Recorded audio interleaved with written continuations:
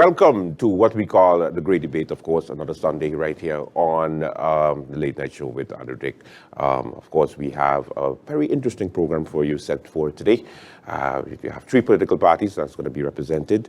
But, you know, as usual, I'll start off with my disclaimer and my also my comments concerning the invitations sent to the political parties on a weekly basis. Of course, all political parties received a topic and an invitation for this free platform. And the National Alliance has not shown up. They, again, did not send anybody today to represent the topic for today's discussion. And you have to just wait until we give you that topic. But of course, it's important for us to mention that at least some of the political parties have been showing up and just informing you every Sunday on some hot button issues that's taking place here in St. Martin. And I do appreciate the parties for doing that, especially since I make fun of them during the week on the late night show. But at least on the Sunday, we can sit down and we can talk as adults and have at least a fruitful discussion on how they see their part in St. Martin's development.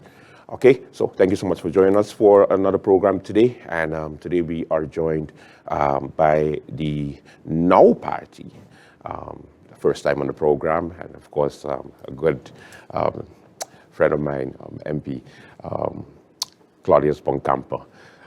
Let me not forget the suspended. How are you doing, sir? I always good. Yeah, grab the mic. How are you doing? I am doing well, Andrew. Thank you for allowing us to come.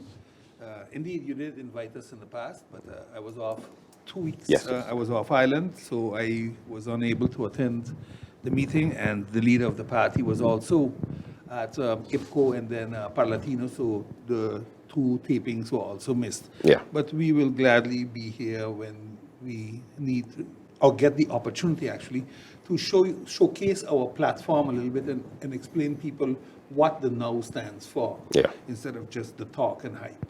Very nice, of course. And we are here with the leader also of the new political party. So we're lucky to have two new political parties here. That is, of course, but no stranger to politics, Dr. Luc Mercelina. Good day to you, sir. Mr. Andrew Dick, good day for you too. In the first place, I would like to thank you in the name of the board, the committees and the members of the URSM for the invitation that you gave us for me to be here today. It's a great honor for me to be today in your radio, in your program. Thank you very much for the invitation. Always welcome. Okay, we're going to be joined shortly by the United People's Party representative, but we're going to start off the program at least giving the opportunity to the two new political parties that are here.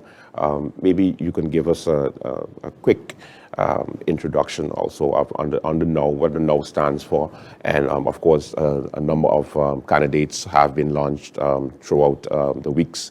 We're starting early, man, Mr. Boncampo. Andrew, we are not starting early. Elections are going to be early. There's a lot of talk, and it's for the account of this one, it's for the account of that one. When you see and hear that motions of no confidences are coming not against one minister, but for example, two ministers in the next week or two, then you have a serious breach in your government accord. That's factual, that's politics.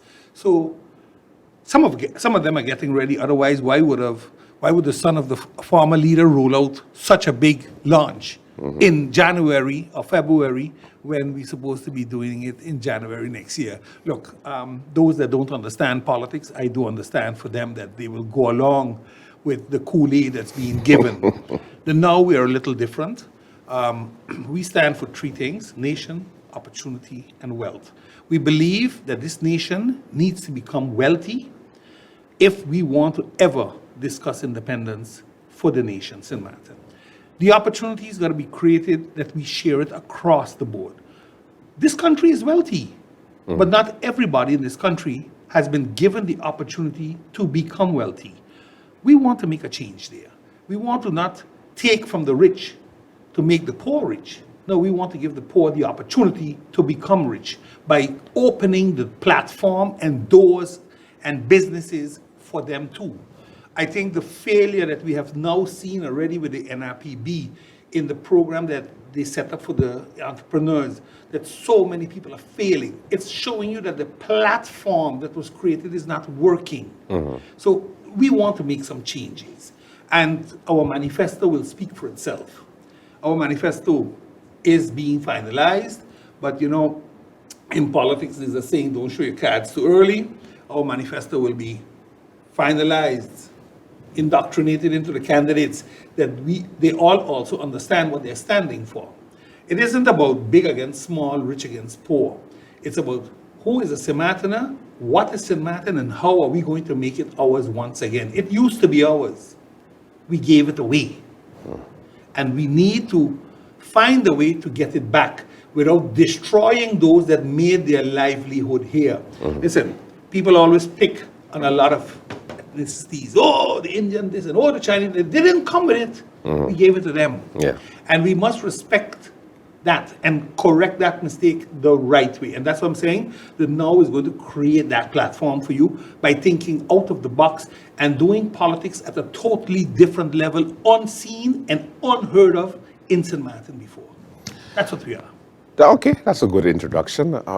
Dr. Luke Messlina, of course, you just started the party in 2021. 2021, yes. Yes. We founded this party in the 10th of October 2021, as you know.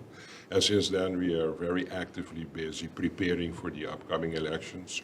For us, it's whenever the election is, will be okay for us. At the end of the day, we all realize that our country is in a big crisis at this particular moment. And of course, an election earlier than later will serve the people better. But we are ready the moment that the election date will be announced.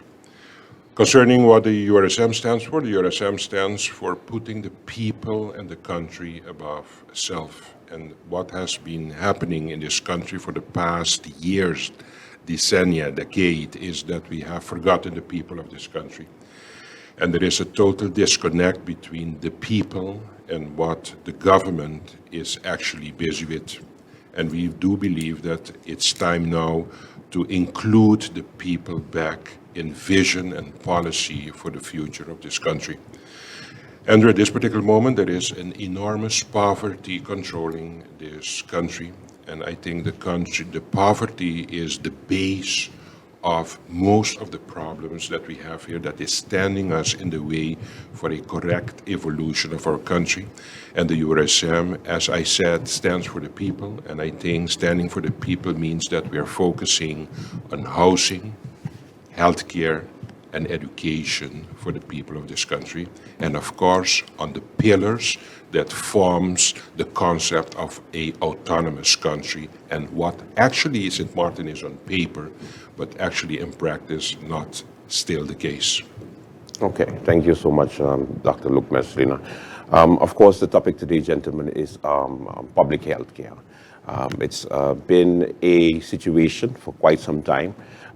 We can start off with, the recent deaths that took place overseas with a number of locals and persons who reside in St. Martin are referred to different countries while we are unable to get the doctors to work here in St. Martin. Of course, I know the leader of the Now Party has been very critical of this government in particular when it comes to the referral process and also getting healthcare persons, professionals here in St. Martin. I know, Mr. Van Kampen, you could add something No, to that. I think you have to put it in perspective this way. About 95% of the referrals don't happen anymore. The people are staying here. They're not referring people out the way they used to anymore. It's in real serious cases that a referral still takes place. The problem is, where we have an objection is the BIC registration. The BIC registration is a methodology that is used for evaluation of the quality of the doctor or the nurse or whatever you want to bring in as a specialist. My problem is, If we are referring people to hospitals in Colombia, hospitals in Curacao, hospitals in the Netherlands, hospitals in the United States of America, or French Saint Martin, Guadeloupe, Martinique, you name it, they are not necessarily BIC registered in Martinique, Guadeloupe, Colombia, America. Yet we allow people to work on them. When those people want to come and work here, they're not accepted because they're not BIC registered. Now, this is a problem that we have to review in the law, how we can address that. That is one of our concerns. I firmly believe that the new hospital, if and when it comes, can serve the purpose that it should truly do. And that purpose is more than just making people better, because it has to become sustainable. At this point in time, the hospital is not sustainable. It's not going to be sustainable. There are a few things in healthcare that we miss all the time. Healthcare has changed from the regular, go see a doctor, go to the hospital, get a little checkup, get a little fix up and go back. People are living longer. So the funds in SLV and in the hospital can't hold it more. You have to change. There's going to have to become a serious change going to have to come. Generic medication and all those type of things are part of it, but you got to do more. Yeah. You got to do much more. So in that sense, the now will come with a proposal, Healthcare 3.0, where we are going to show the country where we believe changes can be made and should be made. Again, But in what context, 3.0? you have to change your vision. Oh, okay. Remember, why are people dying? Because they're unhealthy most of the time. People have underlying problems, diabetes, artery blockages, strokes. Those are standard Caribbean things. We like to always say, oh, that's what slavery gave us. That was one to run off. That's not the point. The point is, how do you fix it? The point is, how do you deal with that now? Do you create a tax on these type of goods, sugar goods, alcohol, tobacco, and put that tax by SZV as income and create a wellness program, a wellness branch in SZV and pack the money there, not the big black hole in government? Because you will not get it done then. You understand? And since SZV is the biggest income facilitator for the hospital, then they should be the ones holding on to that money instead of the government. That's the way I see this. That's the way you see it. Yeah, that's the way the now sees this, and we're going to work it out a little more yet. I know that the doctor is ready to jump in, but we're going to take a quick commercial break. When we come back, we continue the great debate. Stay with us.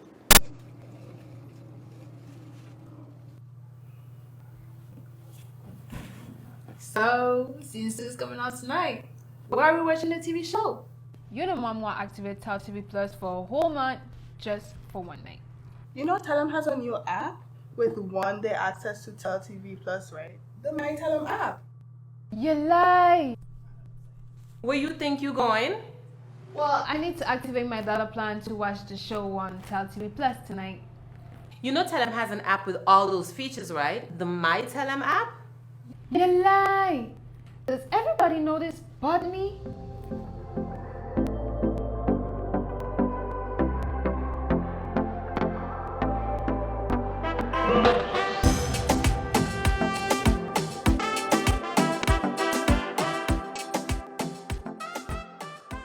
And welcome back to the great debate. Of course, we continue interesting discussion on this Sunday evening. Of course, we're starting the week properly with, discussing healthcare for St. Martin. Of course, we have representative of the United People's Party, the leader, Rolando Bryson, MP, and also the leader of the URSM, Dr. Luke Messalina, and of course, MP Claudius Boncamper, representing the No Party. MP Boncamper, as far as government performance when it comes to public health, and then you can couple it with some of the answers or some of the positions that MP Bryson gave. But as far as their performance, and I want the now to be fair when it comes to looking overall on how the United People's Party handled the healthcare in St. Martin for the past 3.5 years. Thank you, Andrew. Let me just go back on two things. The MP said, or the leader of the UP said that for them to pay for capacity, for example, they created the tourist levy of 10 million. Again, this is something when the budget debate comes up that we will discuss because it's a fictitious amount that you put in the budget to make your budget closing because you have a very high overall 494 million guilder budget. But that's for the budget debate. Again, it's a tourist levy. Coming from the tourist office, he knows that he needs 20 million to market St. Martin properly. Just to give you an idea. That is not on the tourism budget. So again, to throw it out now in the debate, oh, we're going to do that for capacity building, I said, that's wishful thinking. That's not, I don't believe it. And when I see it executed, not put on paper, because that means nothing. They shift budgets all the time anyway. When they put it in practice, then I think we can say, accord, kudos, you have kept up to what you said. You're going to make millions available for capacity building in the medical field. For now, they haven't done it for the past 3.5 years. Remember, they had different ministers of VSI. You also had the now Deputy Minister Plenipotentiary in the Netherlands, Mr. Panaflek. He was also a UP Minister of Health.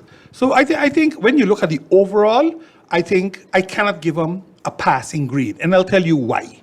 The National Health Insurance, they refer to the General Health Insurance, the GNI, should have found a place by now. We are 13 years further. Yeah, but you were very critical of that, of how it was executed before. It has never been executed. Yeah. It was known by the NA days because my wife was also a commissioner of health. And she worked on it using the actuaries to find the issues, how you're going to pay for it, because that's the bottom line. What we got ourselves confronted with was that health insurers started to wiggle and say, we want to do it instead of SZV doing it. This is where things started to get shady. Oh, no, let me not use that word. That's unfair. Muddy, murky. You wasn't sure anymore what was happening. And I'm saying, let's be careful because at this point in time, too many people have fallen through the cracks right now. We have what, 20, 30% that is not insured in this island.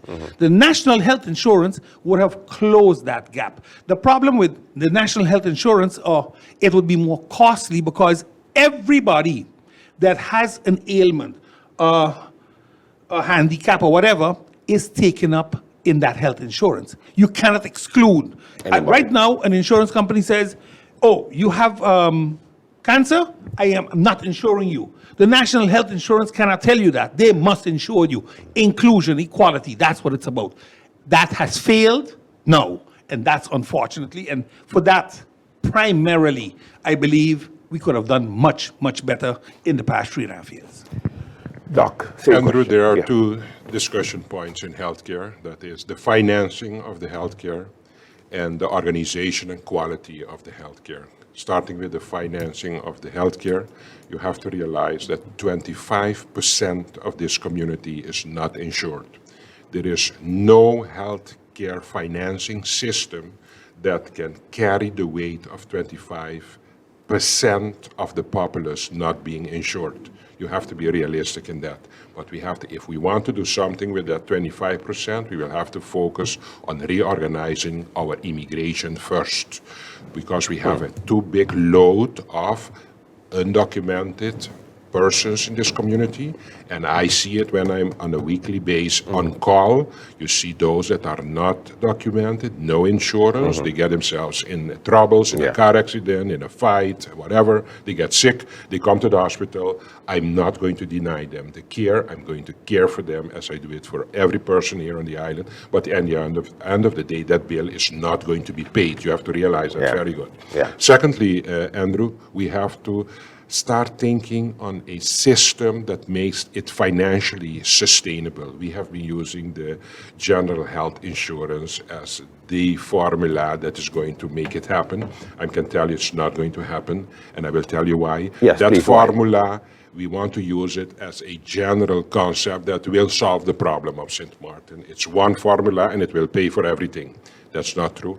I think before getting to a national general health insurance, that I think will not be possible for country St. Martin. If you want, I can explain you that too.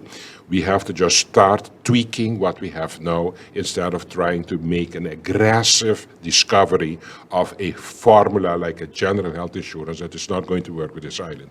First of all, we have three big groups when we start talking about covering the finance for the care. The first one is we have the lower class that have the challenges financially. We have a huge middle class, and nowadays the SVB have expanded that from 67,000 per year income till a bracket of 120,000, and you have those, the halves, that then can take care of themselves.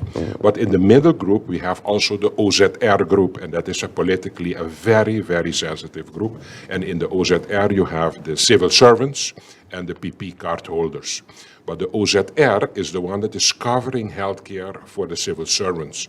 But this OZR that is doing that is not a healthcare insurance model to cover for the civil servants. What they do is just a contribution to their healthcare. It's not a well-thought formula that is going to cover. So first of all, the contribution of civil servants in the OZR for their healthcare is 2%. But the SVB, if you have a private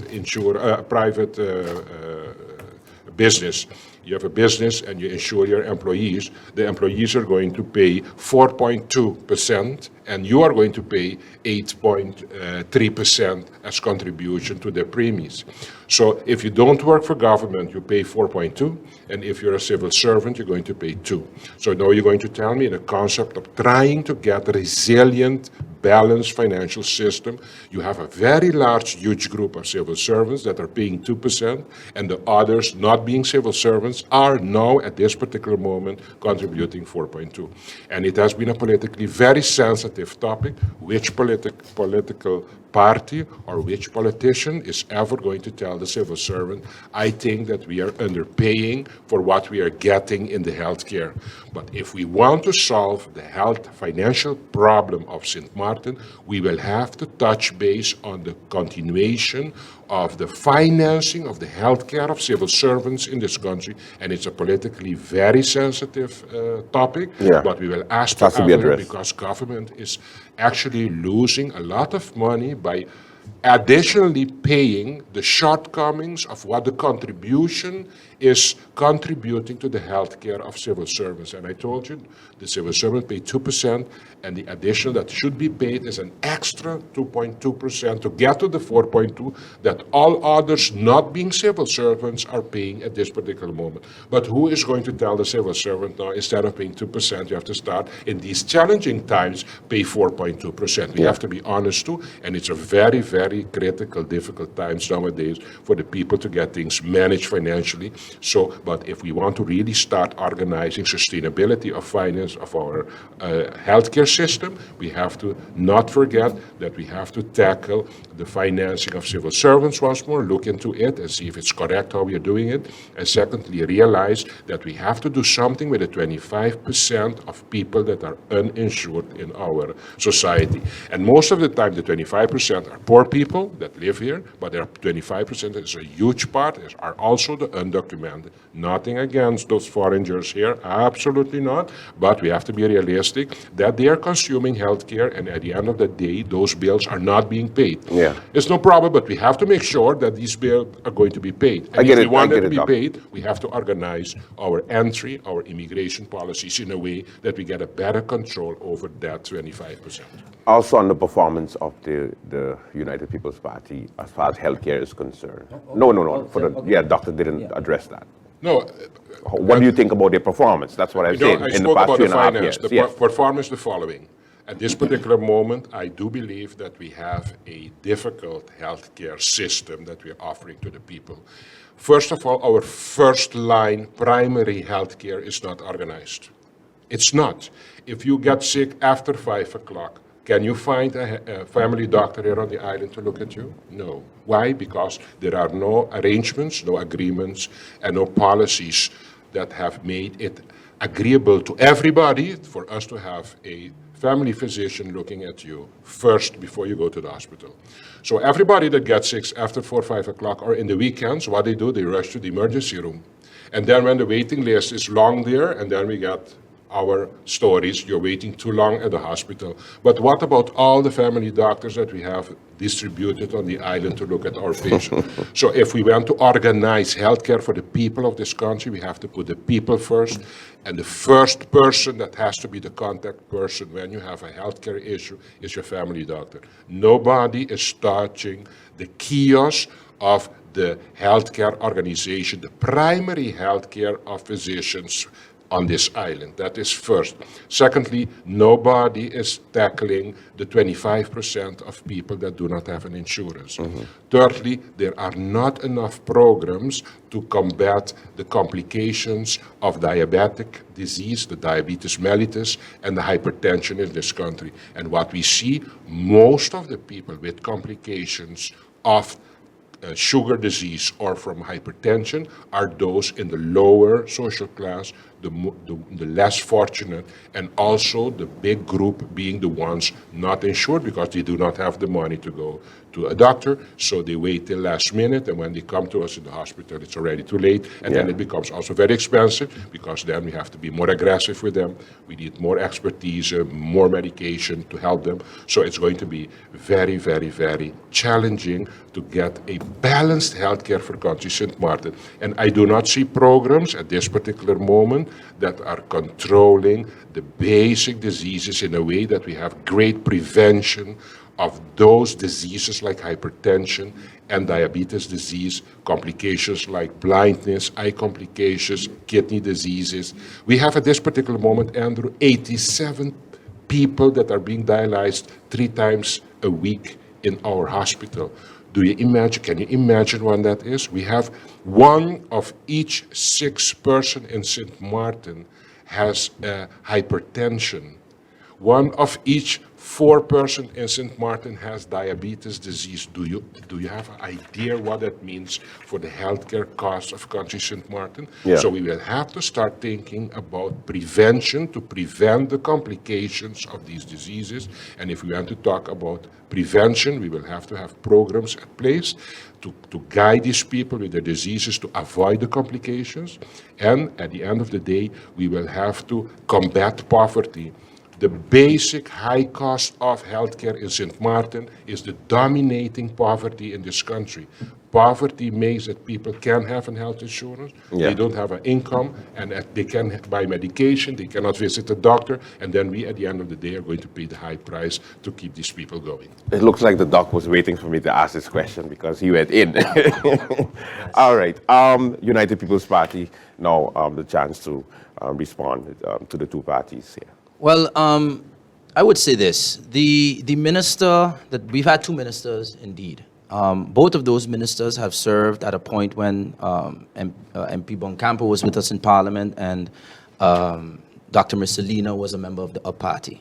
And at least for, let's say, those 2.5 years, I've never heard any sort of lack of confidence in that. Is there situations where we might talk in Parliament and say, Minister, you should do this or you should consider that? And one thing the minister has always done is respected the opinions of Parliament and gone in the direction of Parliament. As a matter of fact, even as an MP, he passed a motion, then became minister and executed his motion. You sometimes call him the minister of everything. A lot of people in society see that in Minister Otley, a very hard-working person that's tackling things that, as has been mentioned several times, have been unaddressed for many years. We had a minister before, which a motion of no confidence was brought from Dr. Mercelina, and I supported at the time because it was at the point where really, truly nothing was being done. There was no hospital. There was a fake, groundbreaking. There was a GHI that was shut down. There was the lowest level of PP cards that were being handed out, contrary to now, where at least 2 of 5 phases, so to speak, of the legislation for general health insurance has already been passed. You have the highest level and most budget you've ever had for being able to give more social insurance for even those that are unemployed. And all of the different things that I've mentioned already and we're working on, and whether someone might think, okay, I'm going to believe it when I see it. What I do know is this minister's track record is that he works hard and he gets it done. So my level of confidence is based on his performance thus far. On the issue of the OZ Air, No, I don't agree that the civil servants who already have not gotten cost of living adjustment, who already have various issues in the civil service, that they should go up from 2 to 4%. I believe the contribution from government should go up. And just like in a normal system, you have an employer contribution and an employee contribution. What have we already done? There is now, for the first time since last budget and this budget, an additional contribution of 6.5 million guilders that is coming from government to the SZV as a compensation to the OZ Air, which an agreement was made, which the SZV found well, which was audited by SZV, that found that this is a good solution to it. Now, of course, like I said, other measures are being put in place to ensure that we raise what is coming to the government. Primarily, most of our tax reform initiatives are on taxing who is untaxed, tourists, non-residents, etc. And those funds will be going in to cover a lot of these things. So no, I don't think that the OZ Air isn't an issue, yes, but I don't think that we should put that burden on civil servants who are there to help the people with all of the things that are being mentioned here today. I think the situation with the emergency room, as a matter of fact, the minister is currently addressing that, where 2 secondary facilities for critical care are being established right now. That conversation is exactly happening with the house doctors, and as well as a 24/7 pharmacy is going to be opening, is going to be allowed soon, so that there's also that aspect of, let's say if it's a broken finger versus someone that's stabbed, going to the emergency room, there's a secondary facility for the person that it's still urgent. You don't want to sleep with a broken finger or something like that, and kind of create a different flow as to what is happening at the emergency room.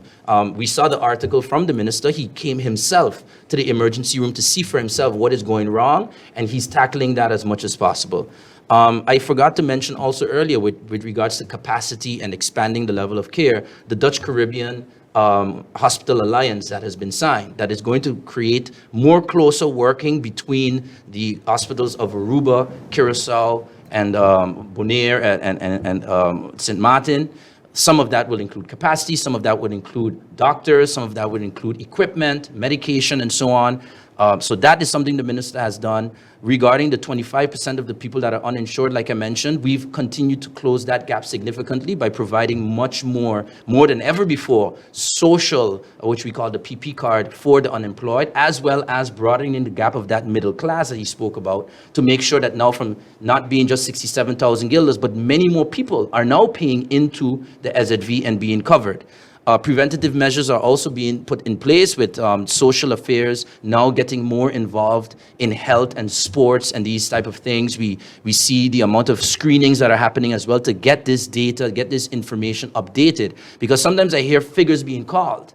X amount of people are have this or have that. And then when I check the source of it, it's from reports from the 1990s or 2000. And then you have to wonder, is that still valid information today? It might be worse than we think, or it might be better than we think. Yeah. So we have to be careful when we're quoting such figures. And then when I do my research and check the source, where we're quoting these figures from, it's from documents from the Netherlands and to these days, and you have to wonder, is that sent to St. Martin? Is that taking care of Aruba, Curacao? So those type of information, the screenings that are taking place, is giving the Ministry of VSA more data than they've ever had before to target exactly what the areas are. Because although we know the common areas of hypertension and diabetes, we also are now getting more information on the mental health aspect and how prevalent that is in St. Martin. Yeah. And those surveys and information are also equipping us to find out where the areas that we need to tackle more.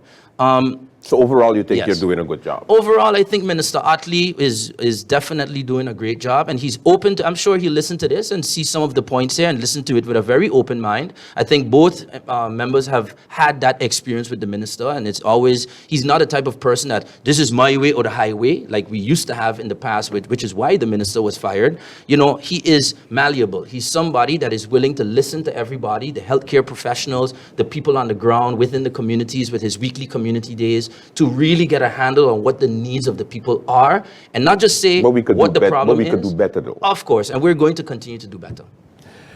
Yeah, I know. Everybody answer. Yes, Doc. Andrew, there is something, a development going on in St. Martin and in the governing style of actually the ex-islands that form the Netherlands Antilles.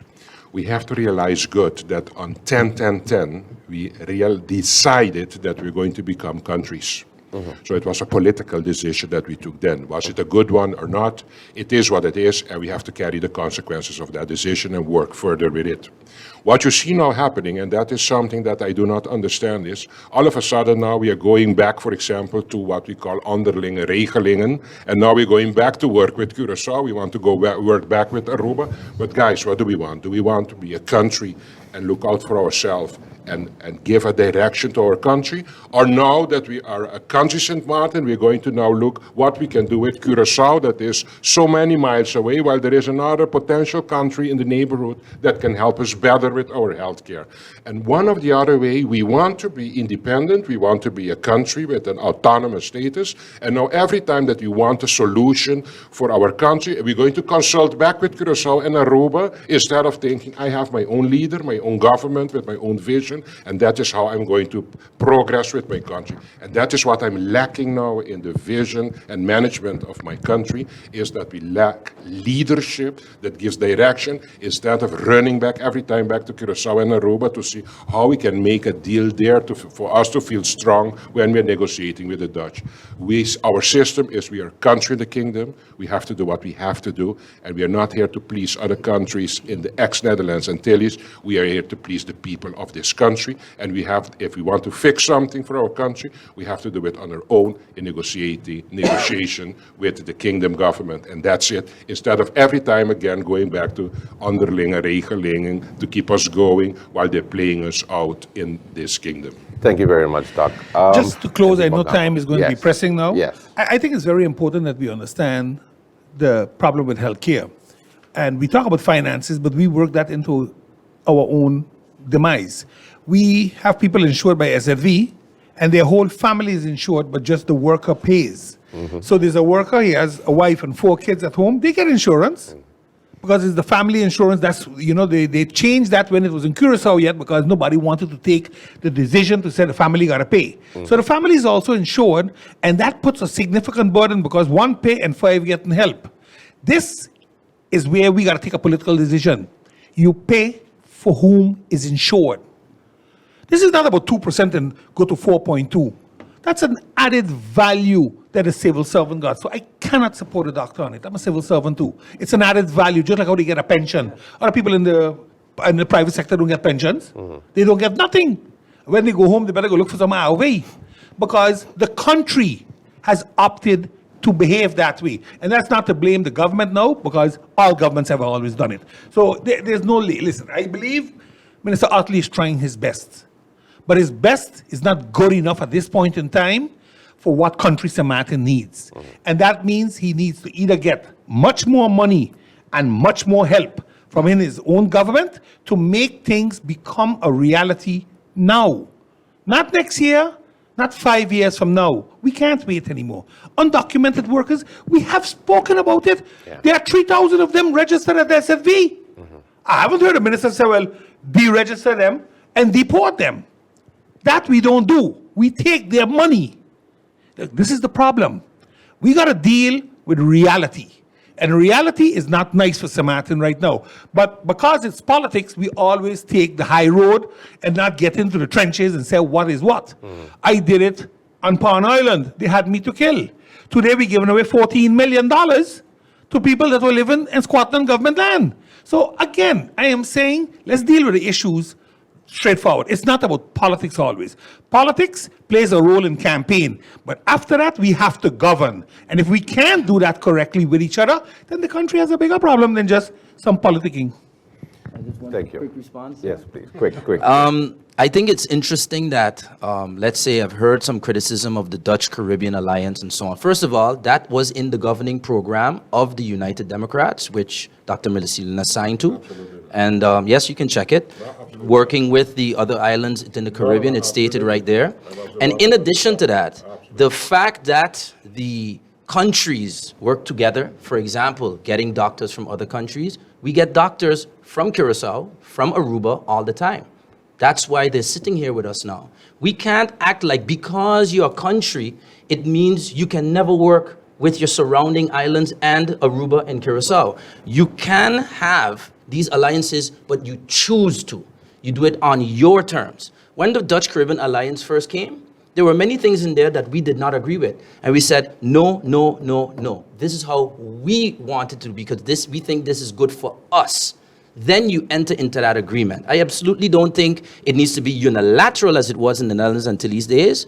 But if we can choose, if we for St. Martin see a benefit in working with any country, the Netherlands works with Germany, they work with Belgium, they work with France. If we see an opportunity to work with the French side, Aruba, Curacao, and other islands to the benefit of all people, absolutely we will do it, and I'm happy that our minister is doing it. Okay, let's close because we will go on the whole day and take the whole Sunday for on public health. Of course, gentlemen, we need to continue this because guess what? We didn't even go into the general hospital, which is such a pity because You kept saying we were. and we were, but I mean, hey, listen, we have Someone that doesn't deliver on a promise. Oh yeah, all right. Thank you so much, gentlemen. Of course, quickly, so like 2 minutes, like 1 minute, like less than a minute, closing remarks from the now, MP Bongampo. Thank you very much, Andrew, for having us here. Thanks to Mr. Dr. Marcelina. Thanks to MP Bryson. I think it was a good discussion. I think the parties are showing a little bit where they stand, what they believe in, and I think that's important for the public of St. Martin. If you're going to the polls to elect a party or a person, I think it's very important that you understand what they stand for and not just the hype with blowing horns and waving flags. I think these discussions do well in that. And for the now, I want to really thank you for giving us the opportunity to discuss healthcare. Thank you so much, Doc. Andrew, once more, thank you very much for this opportunity that you gave me today to represent the URSM, the Unified Resilient St. Martin Movement. Of course, we're looking forward to the election, upcoming election, because we are a new political movement and would like to be part of the upcoming next government of Country St. Martin. And I can promise the people of St. Martin, it's time now to put the people and the country above self. Thank you very much. Thank you. And of course, who I call the tallest member of parliament. You know, you have people actually when they see me saying, but I thought you was taller because you keep saying this. Can you stop? Yeah. No, but Andrew, seriously, Closing. thank you for having me. I think I've been following that. So that is why when you contacted us and we ensure we have a representative here because Ike Bonkamper says, I think it is good to do this year round. There's at least a year until the next election. It's good that leading up to it, you can hear from the candidates or the potential candidates on what the vision is. It's unfortunate that some other parties choose not to participate, but you can count on the United People's Party's presence at this great debate, as you call it. Great name, by the way. And I think we look forward to having more presence and having more discussions. Thank you. All right, that does it for the program today. Thank you so much. Next week we have another interesting topic. Of course, we continue to look at the hot button issues that face St. Martin. Of course, it's budget week, so happy budget week. Make sure you tune into the late night as we give you the highlights throughout the week.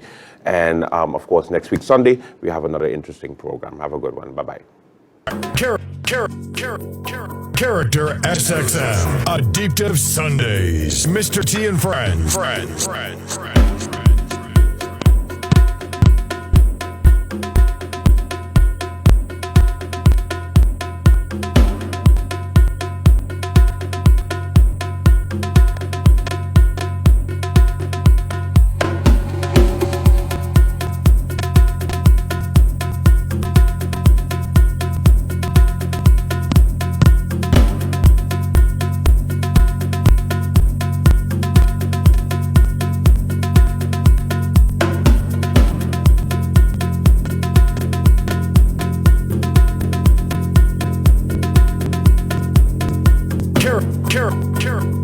Character SXM, Addictive Sundays, Mr. T and Friends.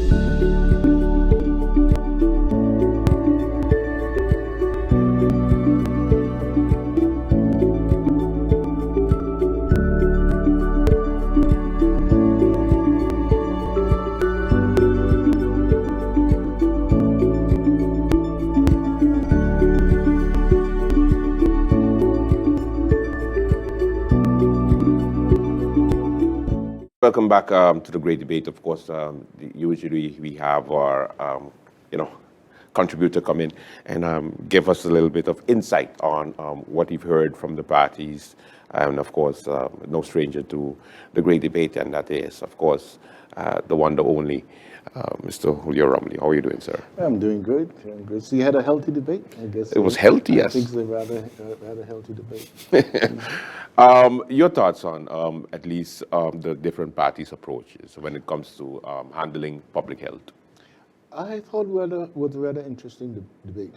Particularly what caught my attention is the whole thing about getting laws and amending laws as opposed to sticking with the real laws. And I think that we have to keep in mind here too, and because the person also talk about sending a person to Sinkits to study and then bringing them back, et cetera, and I thought we have to be mindful that we are part of a Dutch constituent state. I think this is sort of getting lost into the rap. Yeah. A number of our doctors, probably, if I want to be to a percentage, probably maybe 90% are Dutch, come from the Netherlands. And if you put English-speaking persons into the operating room or within the system, they're going to be a language problem, to my mind. Oh, yeah? And, yeah, because then the Dutch guy coming in, he's speaking Dutch. I mean, we're talking terminologies now. Oh, okay. I was just about to say, St. Martin is mostly English anyway. We're talking terminologies. The medical terminologies coming from the doctors. Correct. You're right. Okay. Yeah. And imagine that you have a person who well studied, however, the terminology is somewhat in terms of communicating. And beyond that, you have a person that say, if they bring in one from some Spanish-speaking country, and then you have what? A patient that's English, and you have a doctor that's Dutch, and you have a nurse, Spanish, prescription for chaos.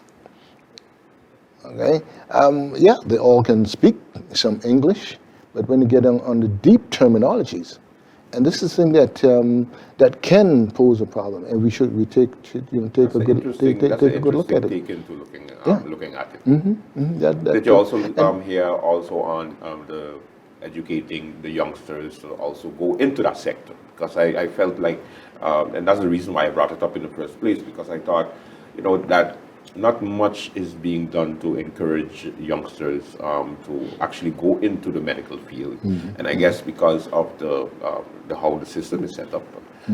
But we lack doctors and nurses in that field. In that field, and to me, that in itself doesn't necessarily have to be that way. I think what we're looking at is the political will of our political leadership. And the reason I say that is because I've conducted a number of labor market studies on St. Martin, and we just completed one for the Department of Education. Okay? And that specifically looked at the needs of St. Martin. And the medical area was also looked at, the labor market needs in the midterm and in the long term. And we came up with a number of positions that would be needed in the long term. So we do not send our students abroad to study these things. And even when we send them abroad, we don't keep track of them. See, I've done at least 2 studies on this thing. So we just send persons out abroad to study what they think or what they feel like studying. But I mentioned, well, I guess one of the candidates mentioned that also, that we should be sending persons to study for what we need, not what they want. Because it's not our obligation to send you to study what you want.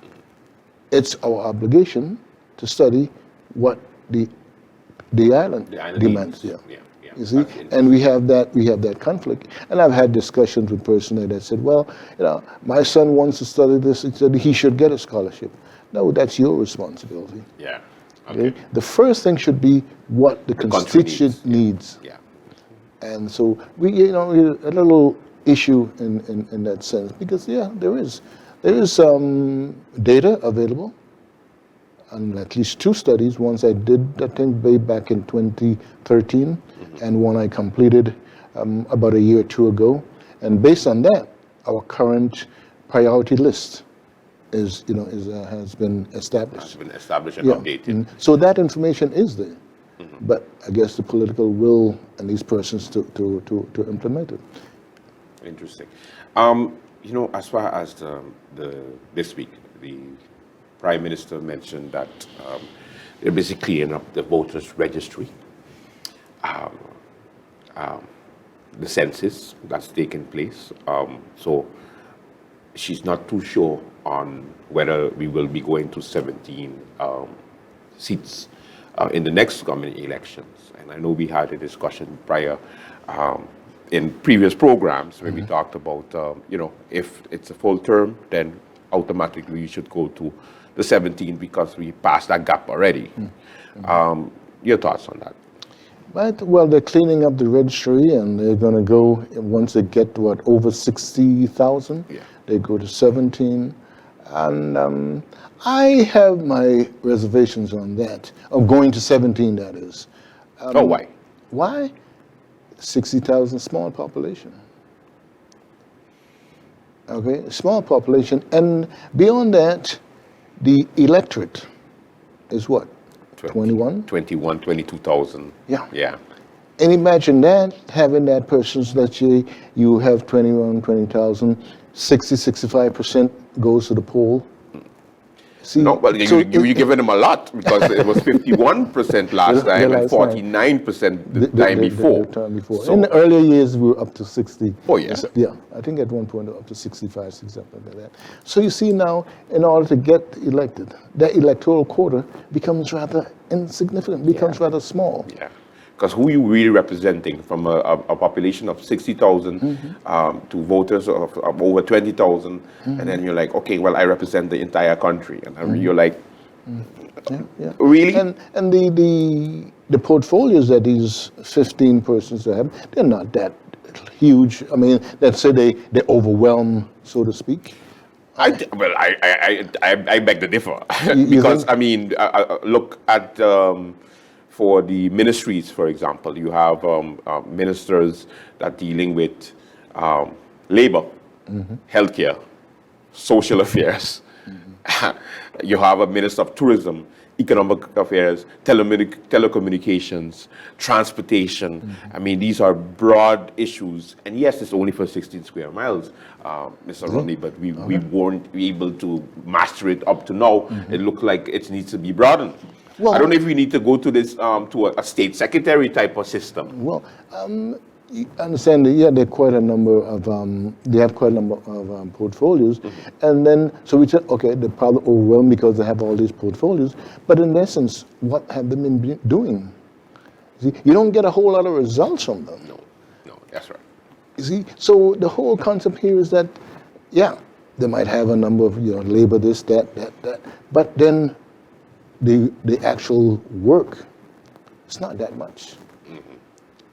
And if we were getting, and I guess I shouldn't say that, but if we were getting actual policies out of it, if we were seeing some real good stuff coming out, so to speak, new pieces of legislation. We see, for instance, like the healthcare. We're seeing laws being passed. We're seeing advancement in Vromi, in our streets, etc. You could say good, but there's basically not much happening.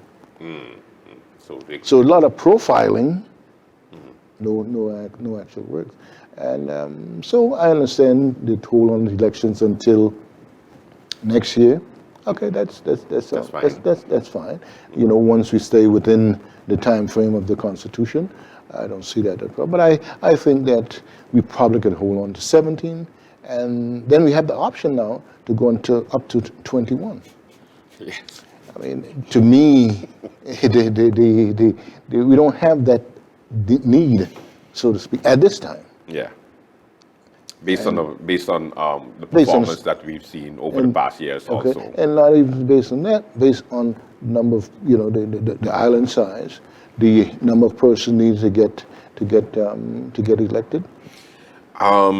you know, the healthcare, one of the most interesting factors lastly was that the number of undocumented persons that basically bleed out our healthcare system because we have we have compulsory, almost compulsory healthcare in St. Martin as far whenever an emergency happens with these persons. So your thoughts on that? What did you think about that factor in the discussion today? Well, okay, I didn't hear that particular part. Okay, I guess that time I stepped out of the room. But yeah, if you have persons on the island and undocumented, and for whatever reason they fall sick, yeah, I think they should be given services. Yeah. So the issue here is now the bill stays with the hospital and then it's never paid, so it's a burden on the healthcare system. It's a burden on the healthcare system. True. What we need to do now is to have a better immigration policy. So the problem here is not the healthcare suffering from it, and not the people, but we need to have a better immigration system so we can better control the number of persons coming. And we know that that's lacked, and it's going to be difficult because you have a person can easily cross the border on a little boat or what have you. But I think that's probably our issue. Try to address our immigration issues. Interesting. What are some of the other things that you would like to see these parties do for the rest of the year as far as their campaigning is concerned? So what should they focus on? Well, I think at this time, and our focus should be on understanding our system of government. Okay? I think if we understand a little bit more of that, okay, if we put the whole system into context, and as a political party, we understand what the position or the job of a political party within our parliamentary system of government. And I think we don't clearly understand that. And we come from the mindset that we are in a presidential system, or that we are in some sort of a different form of government. Yeah, like the British, like how the Prime Minister is the Prime Minister in the British system. Yeah, okay. And so we first must clearly understand. I think we understand that. Then we can do much better. We're not a republic, folks. We are part of a kingdom. We are a constitutional monarch, and it's going to be different. We have a parliamentary democracy system, and the system cannot work or function well without an effective political party system. Mm-hmm. So that should be the focus. That should be the focus. Until then, yeah, we're going to have the issues that we're having today, you know, whether within Parliament or strictly governing. Mr. William Romney, always insightful. Thank you so much. Of course, that's it for now. Until next time, continue watching The Great Debate each and every Sunday. As you are informed, as we make our way to the parliamentary elections 2024 for now. For now.